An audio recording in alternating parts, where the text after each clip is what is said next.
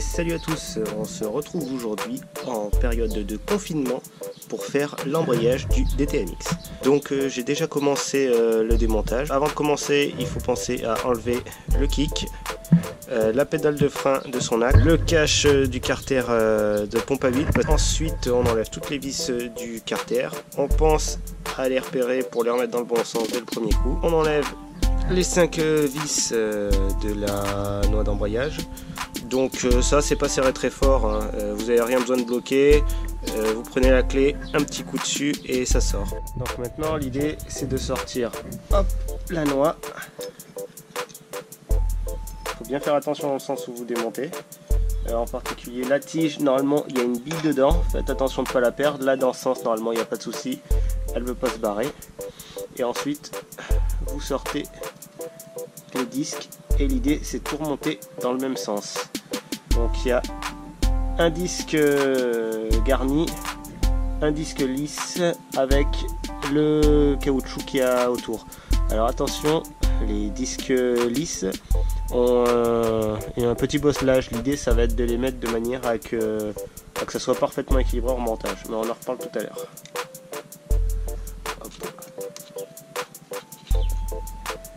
Bon, maintenant on va pouvoir passer au remontage des disques. Donc l'idée c'est de mettre un disque garni, un lisse avec sa membrane caoutchouc. Donc là il y a déjà un caoutchouc qui est au fond. L'idée c'est d'avoir mis les disques lisses dans l'huile de boîte avant le remontage. En fait ça permettra d'éviter de s'user prématurément le temps qu'il se lubrifie au premier remontage.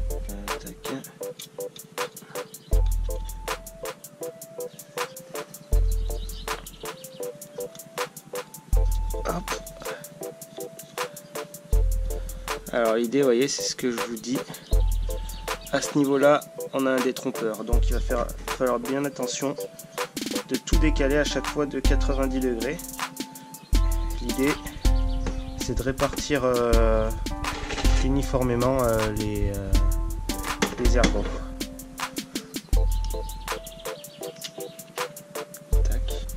Donc là, ergot, il était là, on va redécaler de 90.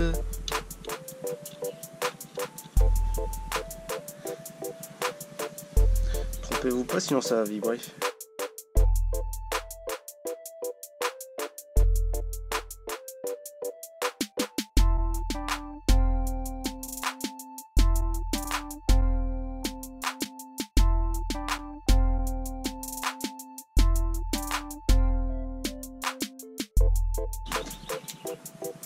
On vient reposer sa noix.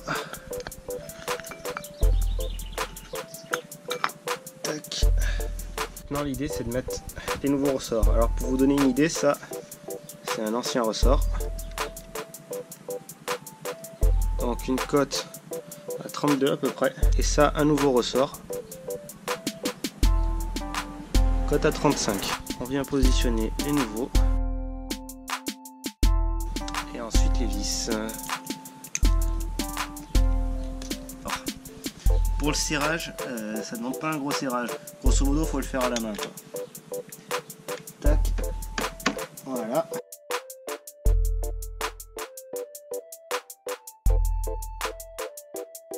Voilà, c'est serré.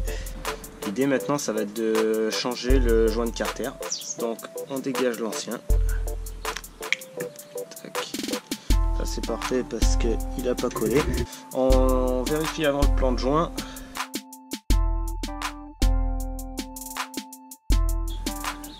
On vient positionner le nouveau.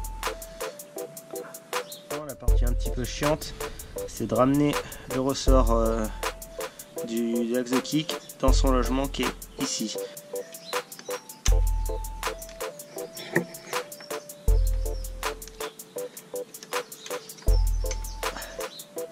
Hop, et voilà. Il reste à remettre le carter. Alors, les petites choses à faire attention avant de remettre le carter, c'est qu'ici on met bien la rondelle là. Elle a tendance à rester collée soit dans le carter, soit se faire la malle ailleurs.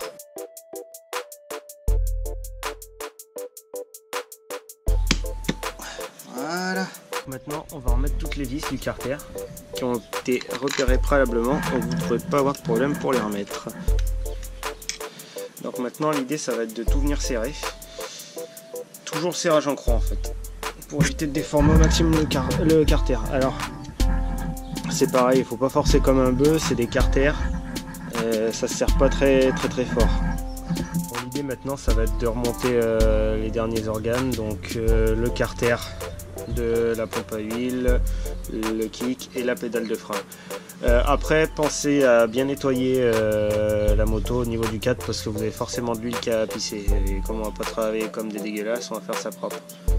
Et la dernière étape, ça sera de remettre l'huile dans votre carter. Alors l'huile préconisée, c'est de, si je dis pas de bêtises, de la 10W30 de transmission. Bon, dernier point, avant de tout refermer, faut penser, j'en ai pas parlé avant, c'est vrai, faut penser à vérifier l'alignement de la biellette avec le repère sur le carter pour régler sa garde d'embrayage au niveau du levier. Alors pour récapituler un petit peu ce qui a été fait sur le DTMX pour l'instant, donc j'ai changé les roulements de vilebrequin, j'ai fait réaliser le cylindre, il est en cote 1,75, donc piston neuf avec. Là, dans les dernières modifs que j'ai fait et dont j'ai pas encore parlé, j'ai vidé le pot, je l'ai repeint. Du coup, j'ai pas encore eu le temps d'essayer parce que mon embrayage a rendu l'âme. Donc voilà, embrayage neuf. J'ai le carbu de 26 Mikuni aussi. Donc normalement, on va commencer à avoir une moto qui marche pas trop mal avec le silencieux Gianelli Alu. Alors, n'hésitez pas à vous abonner. Il me reste, j'ai une vidéo encore à tourner. Là actuellement ça va être compliqué, j'ai pas pu le faire avant parce que le temps s'y prêtait pas, il y avait du vent. En fait l'idée c'est de faire une vidéo avec des plans de drone du DTMX. Voilà, donc n'hésitez pas à vous abonner, laissez un pouce bleu et à la prochaine.